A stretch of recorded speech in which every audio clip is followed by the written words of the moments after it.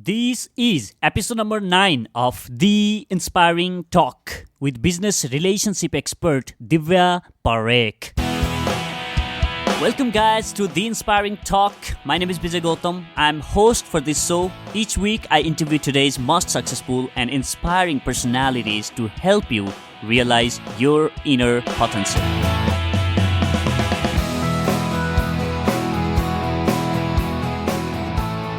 I'm very excited for my guest Divya Parekh. Guys, Divya is award-winning business relationship expert, in-demand motivational speaker and coach.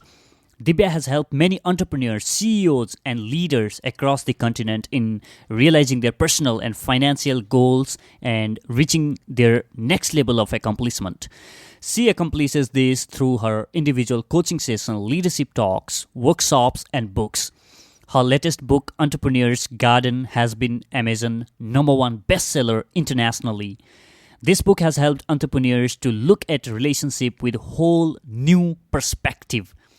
She has been recognized as VIP of 2013 by Worldwide Who's Who for showing dedication, leadership, and excellence in leadership coaching. She has also been recognized by NAPW as VIP Woman of 2014 for outstanding leadership and commitment in coaching. This lady is full of gems.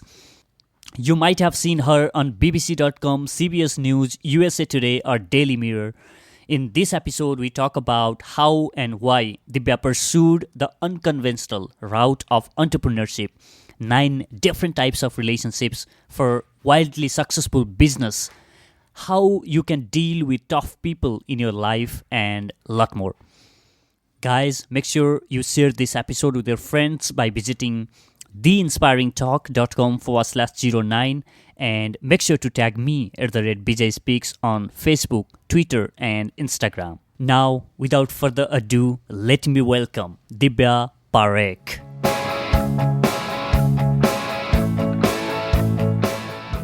Welcome back, guys. It's an absolute pleasure in having Divya Parekh here. Hey, Divya, welcome to the Inspiring Talk. Thank you for joining me.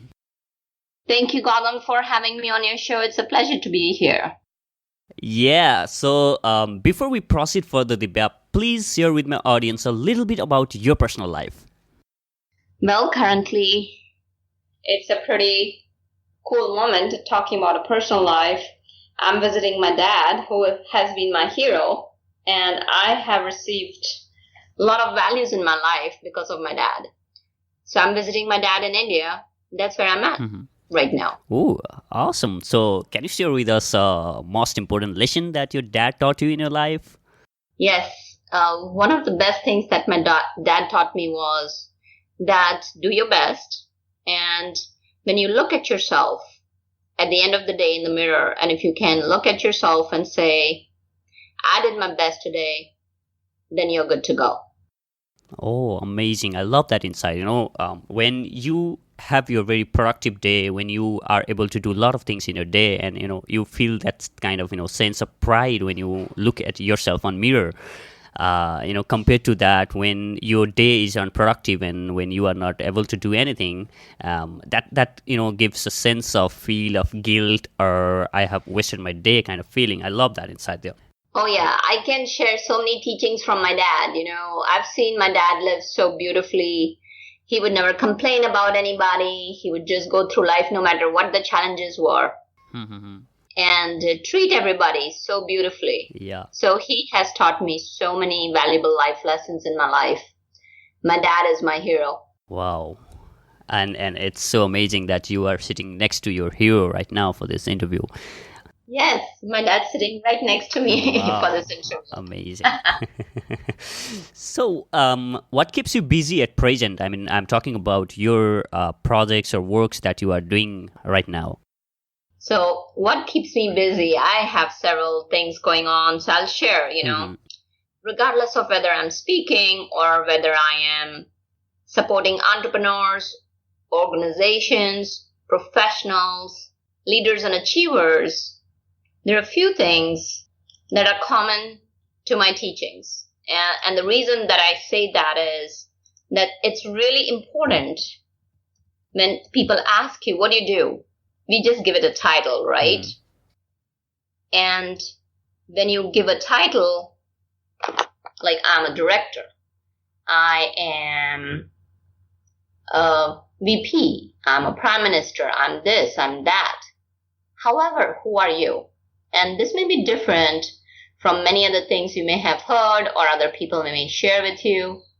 So the way I have built my introduction is that, okay, I do share. What do I do? So either I'm an international speaker, as mostly I do keynote speaking, or I may be advising my corporate clients, coaching business owners, or helping authors write their books and get published. I have a message that is essential to bringing success to anyone. And that message has 5 tenets. The first is servant leadership.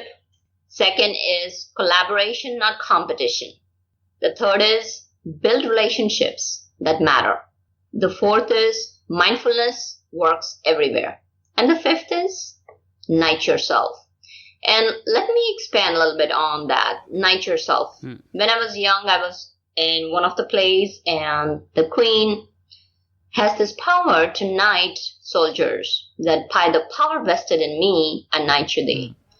So when we transfer that story or that experience to real life, so many times what it happens is we allow any problems in our lives, or we may even attribute our successes to somebody else. So rather than pointing it towards anybody else, the key is to knight yourself, which in short words means own your story. So since you are talking about your current status and everything that you are doing, from writing book to giving presentations and seminars and coaching business leaders on leadership skills and relationship management, but you were not like this always. You had been through the corporate professional. You have been corporate professional, and you worked there for a while, and then you came into this new journey in your life. So can you take us there, the starting point in your life, or you can say the turning point in your life? Absolutely. So I have to go back to my dad. I always saw my dad give things to others, help others out. And because of that, I've always had the desire to help others out. And then, of course, as I was a child, science always fascinated me, like solving problems, finding solutions, just not let things sit there. So yes, I do practice mindfulness, and where you accept the situation, you look at the situation with a different perspective, but at the same time, you do something about it. So from there, my journey in the science started, and I was very fortunate. While I was doing my graduate program, I got the tenureship for an associate professor. And because I wanted to make a difference, people have been the common thread throughout my life.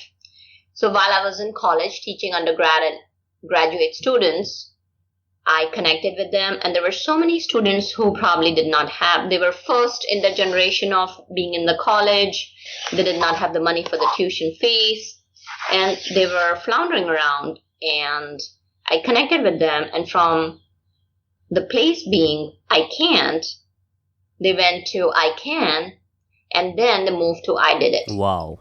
So, yeah. And that's the power of people. I'm just a guide on the side. Whereas people, when they realize they want to bring the change in their lives, are the stars on the stage. So from there on, I moved to research labs. And again, when I was in a research lab, I had this desire to come up with life-changing medication that would just help the whole world. Dreams of a youngster. I'm sure, each and every youngster has a dream. Yeah. But when I went into research lab, I found one of the stories over there. One of my mentors, one day I was really, really frustrated. And I'd been doing the same experiment for probably 3 to 4 months. And I was talking with my mentor. And my mentor said, "Do you know what does research mean, Divya?" I said, "Research is you're doing the search." He said, "No, break it up. Research. Research. Sure. So that's what you're doing. You have to keep on searching and searching till you find the answer.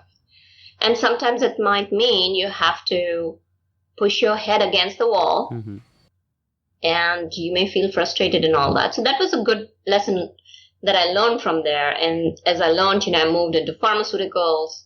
But I was very fortunate because I had research background, I had teaching background. I always connected with people being the common thread of my life. Mm-hmm. And I wanted to balance my family life. So rather than moving vertically in my career, I moved horizontally. So learning different aspects of pharmaceuticals, practically every aspect of pharmaceuticals. And I was very fortunate to lead multi-million-dollar projects, work with clients all across the globe, and very fortunate to bring life-changing medications, 4 of them, to the market. And in some of them, I was involved from the concept to the launch and beyond, so which was a very, very gratifying experience. In 2008, we had an economy crash, and I think so that economy crash impacted the whole world. And when the economy tumbled, of course, every industry, including pharmaceutical industry, was impacted as well. Yeah. We heard these rumors that, people are going to be laid off. My husband was in IT at that time. There were rumors going around that, he may be laid off too. In Nortel and IBM, big, huge rumors. And one day the thing rolls in, and I find that almost 70, 80 people were laid off from my work. And here I was in a corner seeing people's lives being walked away in 10 minutes. Somebody would go to the desk, just one little cardboard, and they would have to put everything that they had, like personal possessions, everything, of course, the work related is left behind, put it in that box and being walked away at a moment's notice. And just the look on their face and just the feeling I had in my heart that, I could be next. And sitting there and standing there in a corner praying, oh dear God, let me keep my job. So after I moved from that experience, at the end of the day, I could not look myself in the eyes at the mirror, because here I was a person who always thought people came for me first. I realized that people had not come for me first, because when it came to them versus me, I was praying for my job. That was my turning point, and that was a very pivotal point in my life where I decided I am going to become an entrepreneur. Yes, I may not be able to create millions of jobs, but who knows, I may be able to create millions of jobs as well, and just go that route. So from there, the transition plan began, and the key is to have that preparation and planning. Yeah. So the transition plan became, I established my credibility and my business platform, and once that was done, I left the corporate world and stepped totally into entrepreneurship. Yeah. Yes. Yeah. So I just can completely relate to what you just talk about, pharmaceutical, since I myself is in the same field, the bigger responsibility that you have being on that industry. But what is more interesting is the way, you turned that comfortable corporate life, and taking the unconventional route of entrepreneurship. So I'm pretty sure that this journey of yours was not easy, So what was the biggest challenge that you encountered in switching from corporate professional to entrepreneurship? Mindset. So the mindset is, right, when you're in the corporate world, you're getting all the benefits. You're getting 401k, you're getting a pretty good salary, you're getting medical benefits, you're also getting sick days, you are getting support systems. Yeah. You have friends, even in the corporate world. People make people everywhere. People make organizations. People make anything there is to it. This is my experience. And these are my thoughts. So these are the people you spend time with. Like sometimes you're working on the weekends, you're solving problems. You may have $1 million product sitting on the column and something goes wrong. You're running around trying to fathom how can this batch of medication be saved? What can we do? So you're working in the thick and thin with people you are connected, and also their support system. You do the job that you love to do, or you do the job that you are the best at. And then you have the IT system, then you have documentation system, quality control system, QA system, supply chain, marketing system, sales system. So you have all the systems supporting you. You have people supporting you, and then you're able to excel. And that also sometimes people complain about, oh, the culture, the company culture is this. There's all that complaints, but when you step into the entrepreneurship, the biggest challenge is that, oh my, I gotta wear 9 hats or maybe 20 hats. I don't have any support systems. I don't have the luxury of the steady income coming in. Oh, I don't have the luxury of all the good quality systems that have already been established in organization, which hundreds of people took. Now I have to take my business and run it as a business. So fortunately, because I was going through my transition plan, this was a huge challenge. And now the way I overcame it was I invested in 2 coaches. And to this day, I have got 2 coaches. Because I'm not sure if you know Brian Tracy. Yeah. Brian Tracy is one of the biggest thought leaders. I have had the fortune to listen to him in person and meet with him as well.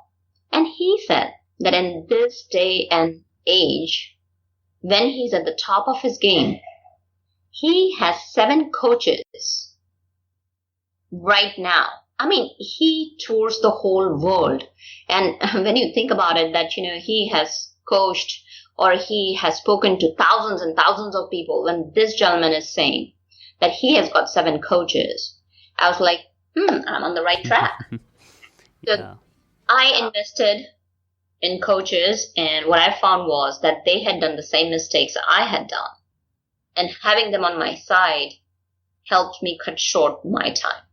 And basically, just to loop the story back, I had said about mindset. Yeah. So it's about having that mindset that I'm going to be an entrepreneur no matter what it takes. So it's the grit. When I talk about the mindset, it's the grit mindset. When you have the grit mindset, you go after it knowing that there are going to be obstacles. However, view the obstacles as opportunities and move from there. Otherwise, it's very easy to get disheartened, and that's why so many startups fail and shut down.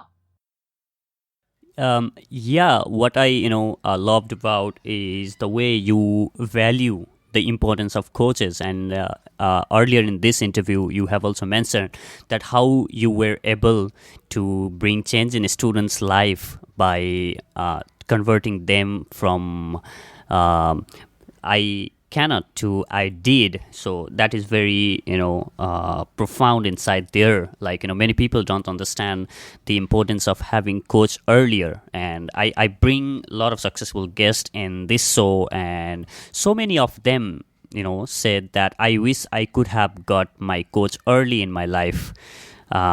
So that is a key takeaway there, that it is important to have someone to guide you, or someone who have walked through that path to assist you, so that you won't make those mistakes again in your journey.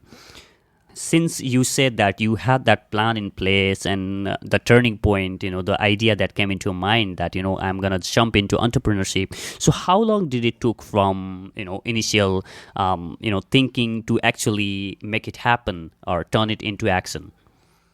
So I started action immediately. It was because you cannot do anything without the action.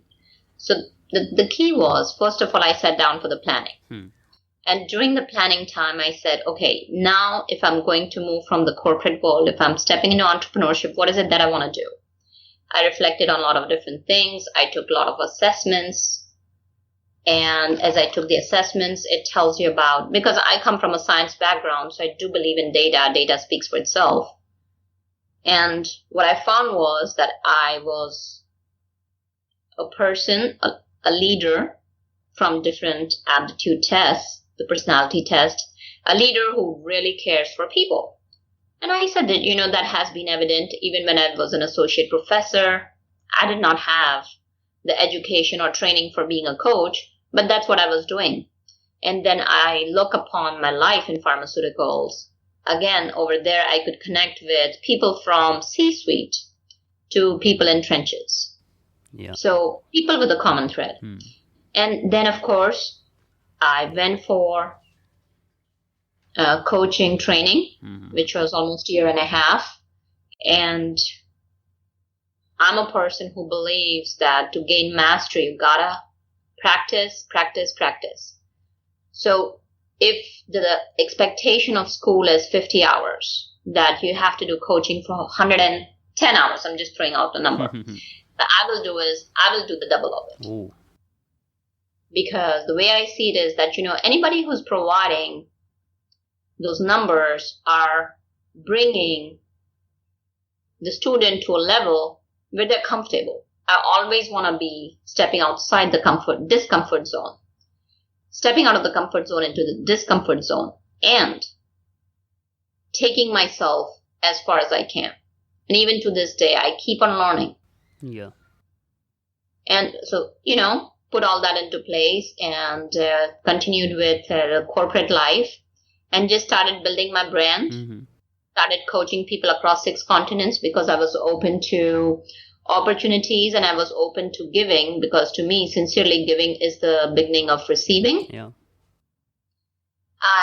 Because I had income coming through, very comfortable income coming through corporate world, I was coaching pilot groups. I was coaching thousands of people across 6 continents and felt really very, very comfortable building my mastery, learning different things. So I would say around 4 years when I knew that I had my systems in place for business. I had everything as much set as possible, because in entrepreneur's life, there's nothing set. Neither it's set in the corporate world. Change is constant. That's the name of life. Yeah. But whatever I could, I established it and then I moved out. Wow. Amazing. So since you have taken that leap from corporate job to entrepreneurship, what would be your suggestion to one who is willing to take that unconventional route of entrepreneurship? So my suggestion would be, the first thing would be to make sure you are ready mentally. So there are 3 aspects: mental, physical, and spiritual. So the first thing is mental, that yes, I am willing to do whatever it takes. This is what I want to do. So there, as I mentioned, I had taken several different aptitude tests and see if this would really work out for me or not. So that's one of the things to just do that. Okay, sometimes what happens is we have an aversion of the present situation. We want to run from it. And when you're running from something or when you're trying to avoid something, you may end up yourself in a situation where you don't like it. So it's very important to confirm that this is what you want. And once you know this is what you want, then you create that mindset where it says, this is what I have in my future. I'll do what it takes. Whether it means staying up late at night, whether it means going without something, whether it means connecting with 1,000 people when I don't like to talk with anyone. Basically, whatever it is, uncomfortable, I'm willing to do it. So that's mental part. Now again, in the mental part, another key is that I'm willing to invest in myself. And when I talk about investment, I talk about investment in good systems. I talk about an investment in good processes, investment in good coaches, investment in marketing tools that will help you get started right. And now when we are talking about the investment, it's also making sure that you have a financial plan. Yeah. It's very important to have a financial plan along with the passion.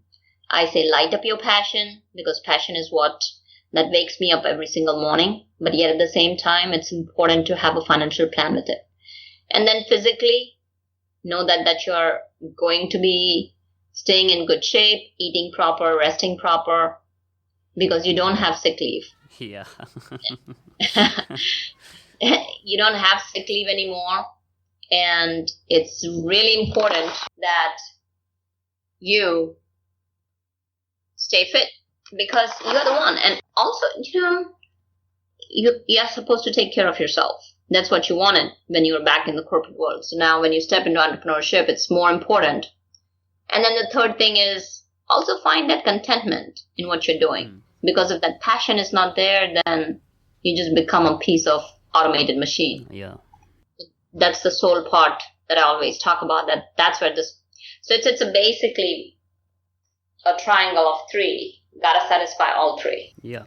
I just love what you talked about, the mental strength, particularly, you should ensure that you are well prepared to take that new route, and there is no security, there is no support system. It's you there. Yes, definitely there are going to be people who would be willing to help you and support you, but you don't have that kind of luxury of being on corporate job. When you jump into entrepreneurship. And as you rightly said, there is no sick leave. I recall that one of my guests in this podcast told me that, you jump to entrepreneurship by leaving, I will put it the other way. He told me that, you leave 9-to-5 job to work 24/7. Now you are well established in your new journey, and you are a speaker and have coached a lot of people in your life. The very basic thing you talk about is finding your why or finding your purpose. How do you think having a well-defined purpose helps one in achieving their dreams or goals? Finding the purpose in life helps you because think about it. As I mentioned earlier, life is constant in the sense that change is constant. Nothing is constant in life. Change is the name of game. And when you want to bring an A game, you want to bring an A game to what you're doing. To do that, what is it that drives people? Like, people get jobs. But from getting jobs, okay, look for salary. Let's look at that. Let's look at corporate life first. Once they're looking for good position. And if you go into deep, they're looking for status. Yeah. It's just not salary. So if somebody were to be told, let's say somebody has done MBA and they say that, oh, you know what, we are going to give you the position of a doorman, but we'll give you a salary of a director. Will you take it?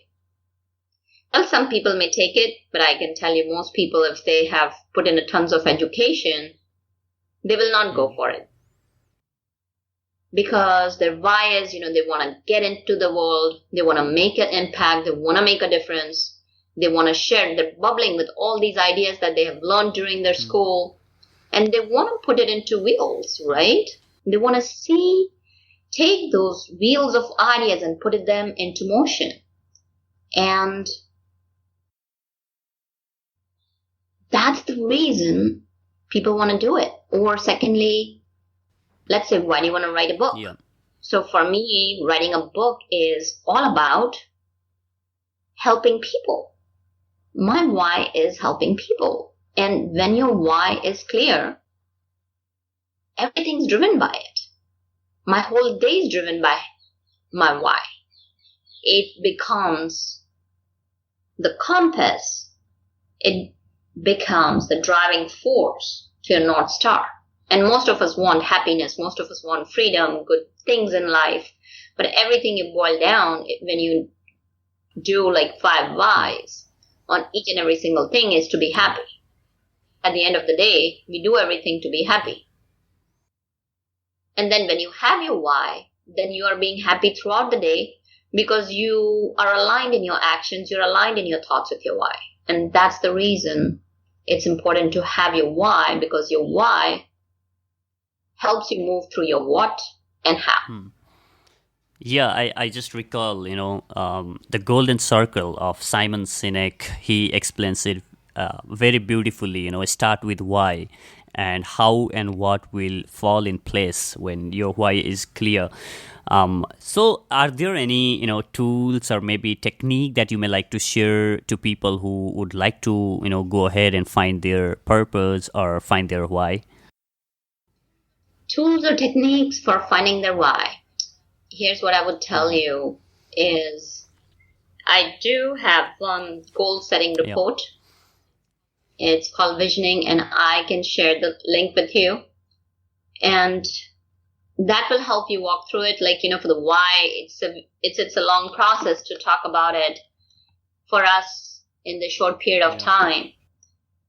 But few simple things is that why is something that will permeate in 2 lines. If I had to say something about it in 2 lines, your purpose is something beyond money. The purpose is beyond something. Happiness. Purpose is something that fills your belly with fire. And even if somebody wakes you up in the middle of night and says, BJ, you gotta do this, and you get up smiling and say, yes, I gotta do this. Yeah. I'm happy. And that's a short definition. But to find it, it can be a little challenging. But I'm happy to share my goal setting. It's not exactly like, taking you towards your purpose, but it very much helps you look into the future and develop what's your vision. And vision is, okay, I may be 20, I may be 30, I may be 40, I may be 50, I may be 60, I may even be 80. Is my life done? No, your life's not done. Whatever time is left, how do I want to live? See, we talk about living and lot going for vacation and going for good food, going to restaurants is awesome. And it is awesome. I mean, I love food as well. But what about the time, the rest of the time that's gone? The key is to live life, not pass life in every moment of the day. And of course, it doesn't happen in every moment of the day. I can tell you I'm work in progress. The way I see myself is as a highway, good foundation, but there's constant work on it. But the key is that working on it. And so that report is visioning and goal charting that will really help your audience and listeners to get very close to their why. Thank you so much for coming forward to share that. I would definitely link that up on show note of this episode at theinspiringtalk.com/09. So now let's switch a gear to your book or your recent project, Entrepreneur's Garden. And in earlier in this interview, you said that those 5 key elements or key segments that you are working on. And one of those were relationship. And you describe relationship so beautifully in your book. You not only talk about relationship with people, but 8 other different types of relationship. Can you please share a bit about the way you look at relationships? My pleasure, Vijay. The way I look at relationships is that I feel relationships make your life very rich. Relationships, whether it's with yourself, with your time, with money, or with people, they add richness, joy, and love and connection to life. Because think about it. When you're doing things on your own, then, things are fun. But when you're doing things with friends, they're more fun. Especially when you always say that, the joy shared is the joy multiplied. So similarly, it's about the relationships. It's just not about doing the relationships in such a way that it brings you joy, but it also brings growth. It brings learning, having a deeper connection, not just having relationships on the surface. And so many times, we are just friends. We meet for parties. We meet over the weekend and then we're done. But knowing a person, what's really happening with them, knowing about that person, what are their interests, what is it that's really makes them happy, what is it that drives them, what is their why. Because when you're really interested in somebody's life in a good way so that you can support them, you can cheer them, you can be your friend's champion, helping them move forward in their passion pursuit. So when that happens, you end up learning yourself. So the key is in a relationship, when you give, you get more. And this may sound very contrary that, oh, if I keep on giving, how am I going to get? You'll be surprised. When you give to others, just something, somewhere, somehow, it all comes back together. Yeah, and apart from, the relationship with the people, you talk about, you gave a whole new dimension in relationship that you talk about in your book, Entrepreneur's Garden. So can you take us there and share with us very briefly about those relationships? Absolutely.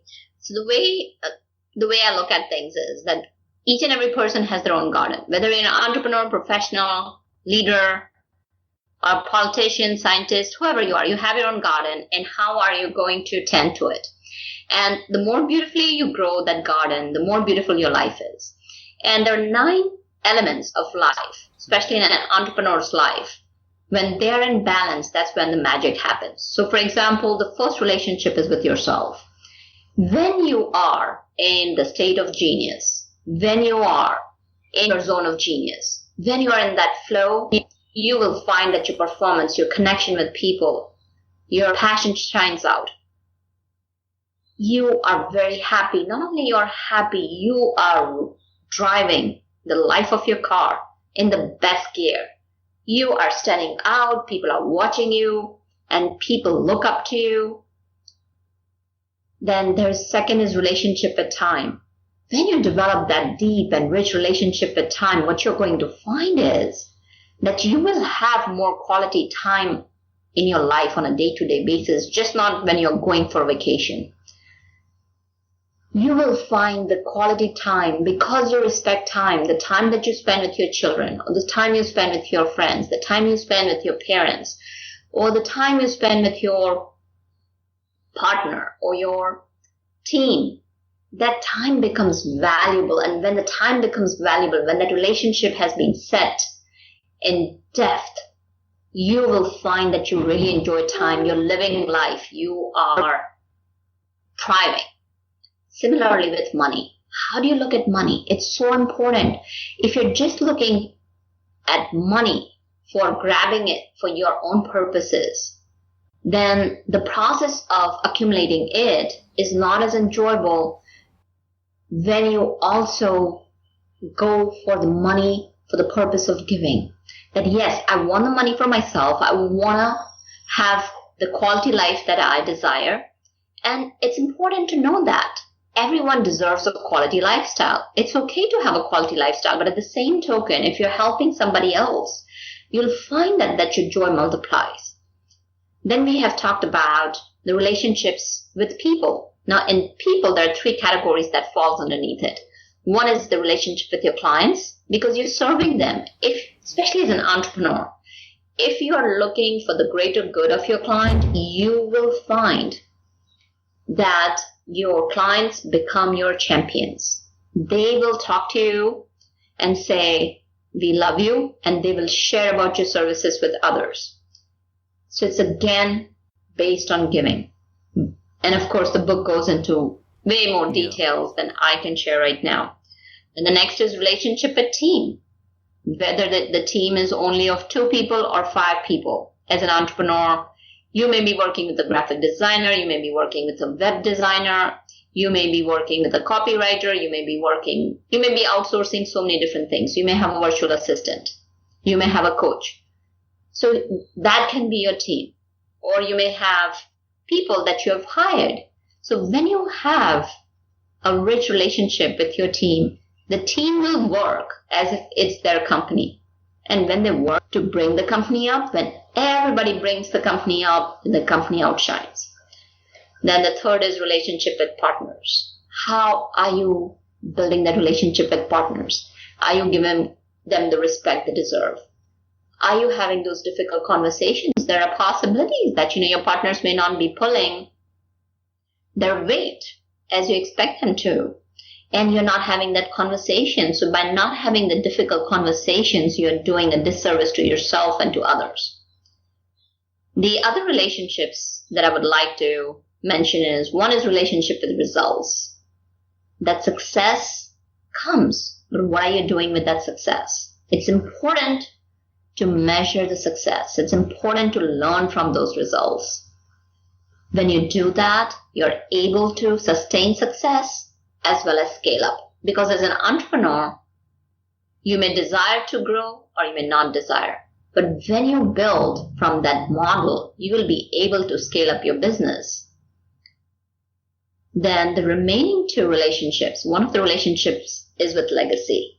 Just don't leave something behind when you are planning to die. I say live your legacy every single day. And that's why knowing your why is so helpful. When you live your why, you are living your legacy. Because in what you do, your sharing of yourself will show. And living your legacy, you can be a leader anywhere. You can be a leader while you're on the train. Yeah. Give a spot to someone. You may see an older person standing, and maybe you're sitting on the train. Stand for another 30, 40 minutes and let the gentleman sit on the train. The leadership is finding small acts of kindness in everyday, day-to-day life. It could be from helping a mom with a younger child or helping your colleague. You may find that, your colleague has a deadline and he has like 10 reports to complete. And helping him out or helping her out. It's showing respect to other people. It can be done in so many different ways. And one of the simplest ways I'll share is just smile. We walk on the road as if, yes, these are strangers, I don't know them. However, think about it. If you give a simple smile to someone, they will smile. And when they smile, they release the good hormones in their body.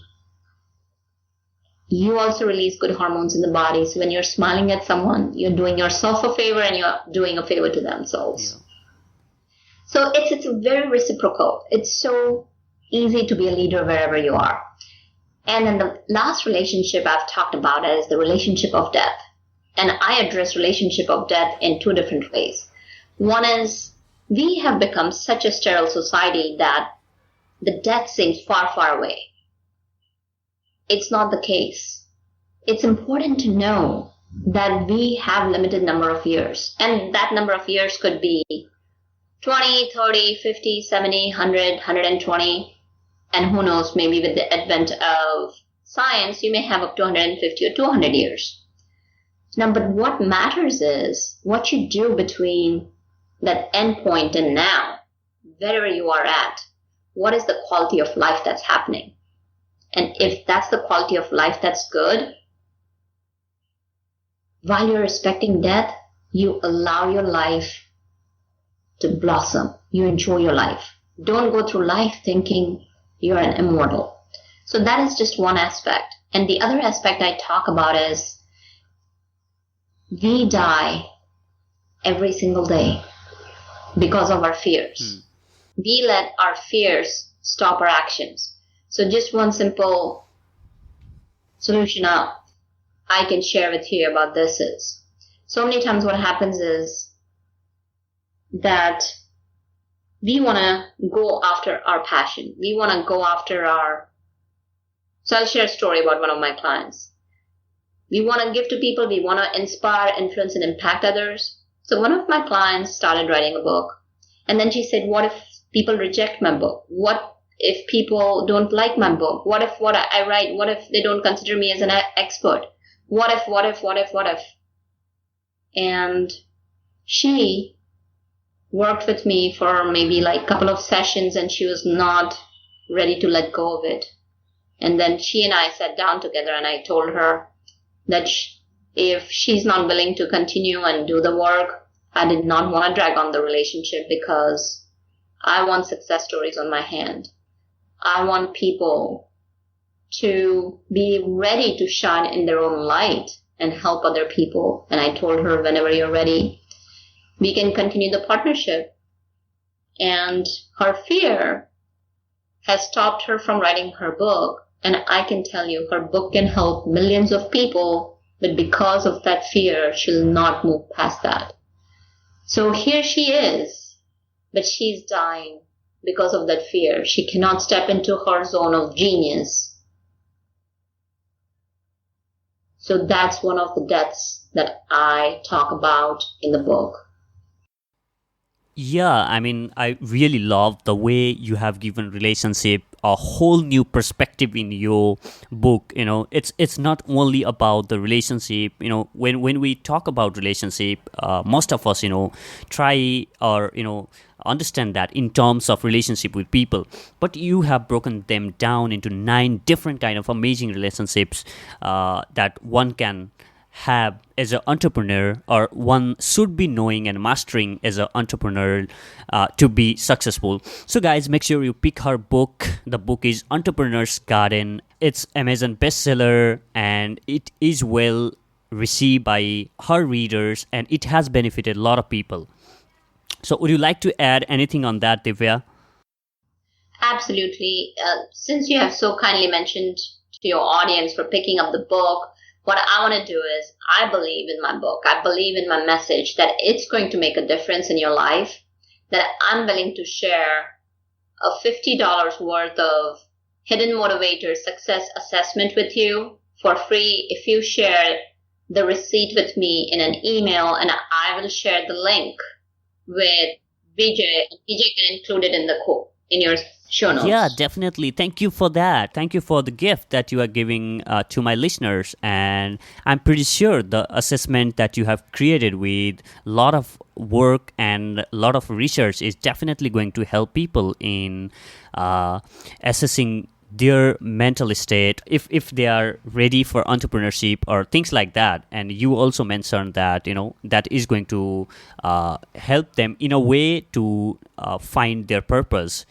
So I'm going to link that on the show note of this episode at theinspiringtalk.com/09. Guys, make sure you check that out. Go get her book, and meanwhile you will get that free gift or assessment that Divya has created. So now we will talk about, in your book, you talk about a relationship with people. So, there are tough people rather in our life or in our business. So how can one deal with tough people? There could be people who we don't want to have relationship with, and they are annoying us in a way. So how can we deal with those kind of negative people, or you may like to say tough people? Yes, that's a great question. It's about having the right people in your life. So there are 2 things that can be done. So first you have to assess where are these people coming from, right? So let's say there can be negative people in your family. So family is something that if you're living with someone, it's very hard to throw them out of your life. Now, that said, what you can do is not talk about your business to them. Because if they're going to put your business down, then there is no point in talking to them about the business. That's one of the things. Another thing is to sit down with that person and say, okay, let me see where you're coming from. I'm going to give you the platform to share your thoughts and opinions. For once, I'm not going to keep on repeating this several times. Let's sit down and see where you are coming from. So give them the time of pure listening without judgment and see if they have any relevant points. Listen to them, and maybe sometimes they may have relevant points, and then if they do have relevant points, you can thank them and say, I will definitely take your points under consideration. And after sometimes, people are just negative, then you can say, thank you, I appreciate your feedback, but on this one, we have to learn to agree to disagree peacefully. And let's not have a conversation after that. So this way, you are laying the clear foundation of expectations with people. So it's again, building that relationship. Because what's happening is when you talk about tough people or negative people, you're letting them drive your life, which does not work, because negativity is such that the negativity can pull you down. Negativity can start having you doubt yourself. And that's where, when we started, that was one of the first things I had said was that as an entrepreneur, it's important to have that mindset to do whatever it takes to be one. Because people love to give advice in all cultures.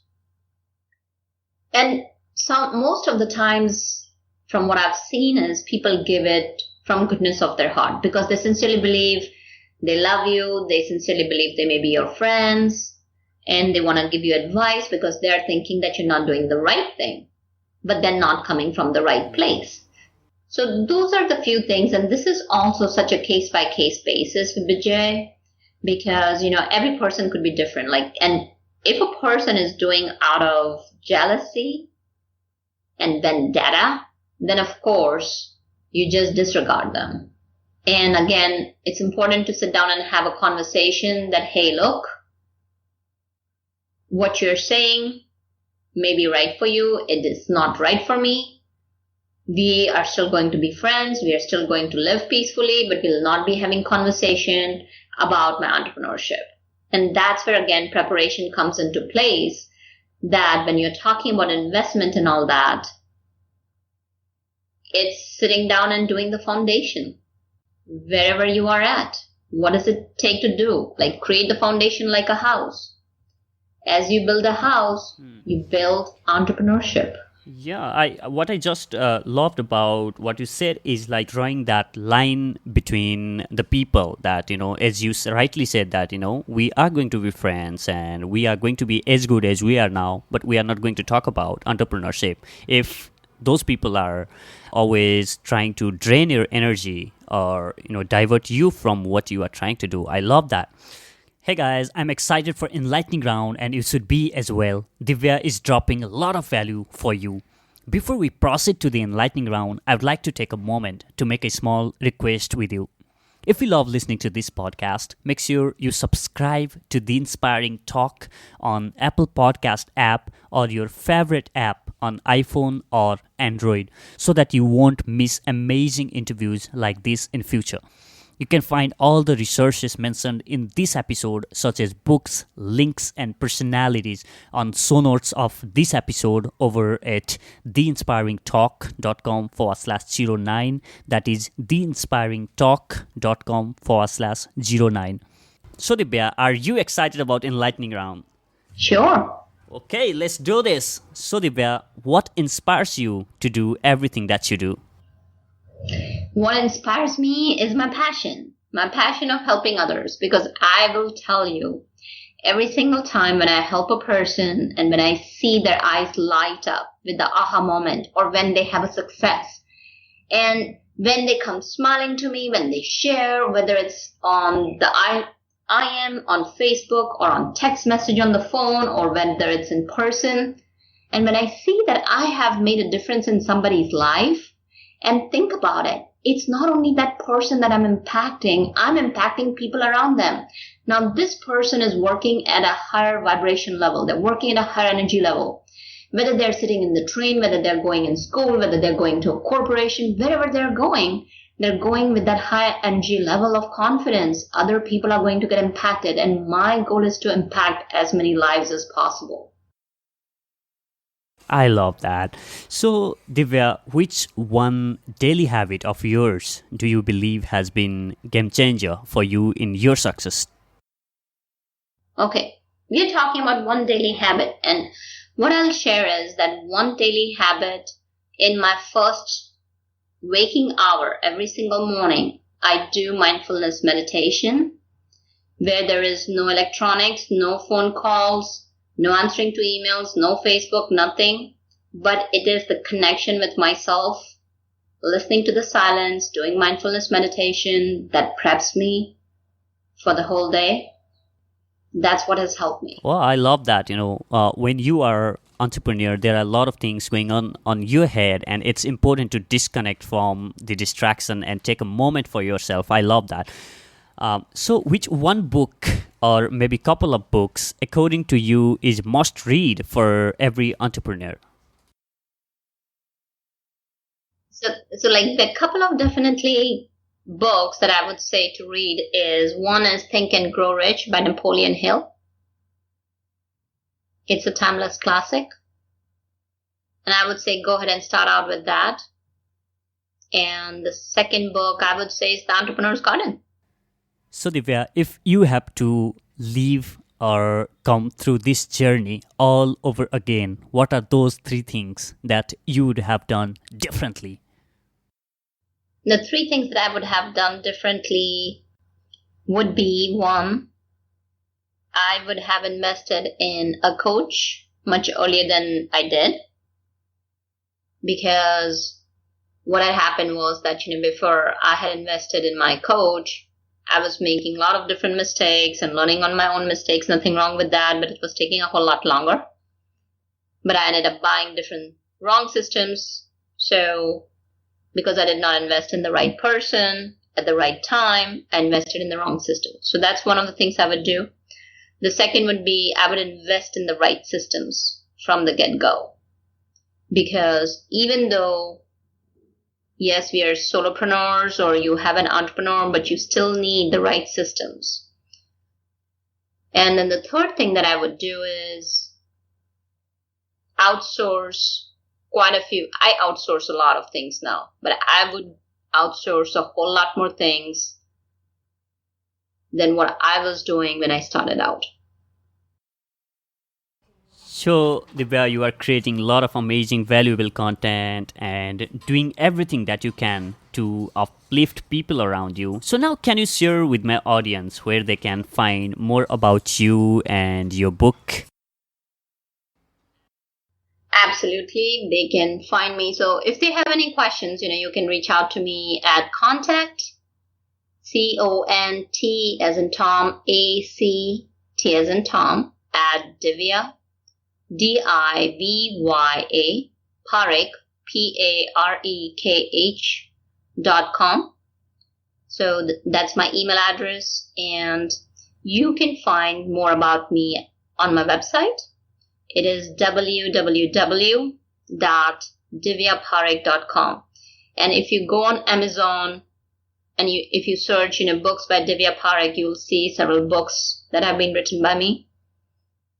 And all my books are present on Amazon. Go ahead, guys, and reach out to her. I'm going to link up all the website and her books on the show notes of this episode. You can find all the links that we have mentioned and books that we have talked about in this episode on show notes of this episode at theinspiringtalk.com/09. And now, before I say goodbye, can you please give a last piece of advice that you would like to leave to my audience? Absolutely. First of all, I would like to thank you, Vijay, for the opportunity for sharing what I know with your audience. So appreciate that. And thank you for doing all you're doing. Thank you for so bringing much. this opportunity for growth for your audience. Because sometimes we may not have the opportunity. So thank you for doing that work. And what I would love to leave your audience with is every single day, think about how can I grow and how can I help others grow? Because think about it, when we grow and when we help others grow, growth happens. And I will share a very small story that especially if you find a pool of water, right, that has just been sitting, you'll find that it gets dirty. A stagnant water is no good. You'll find there are mosquitoes, bugs growing out of it. But whereas when you see a spring water that's running through, you can drink from it and your life stays blossoming. Yeah, Divya, I enjoyed this amazing conversation with you. Thank you for everything that you are doing to help people around you and to help entrepreneurs. And I would like to thank you for taking out your time to inspire my audience by sharing your journey. Thank you so much. Thank you, Vijay, for the opportunity. Thank you for doing all you're doing. Yeah, I appreciate that. Thank you. Hey friend, thank you so much for listening to this episode. I really appreciate it. And if you enjoy listening to this, make sure to share with your friends by visiting theinspiringtalk.com/09. There are some tweetables on the show notes. Make sure you tweet them and don't forget to tag me at Bijay Speaks on Facebook, Twitter, and Instagram. I would love to know that you are listening to this podcast. And finally, as Divya rightly said, invest in people, invest in building relationship with people who already walked the path you want to walk. One meaningful connection can help you achieve your wildest dreams and change your life. Thank you for listening. I'll catch you in the next. Now, go out there and do something inspiring.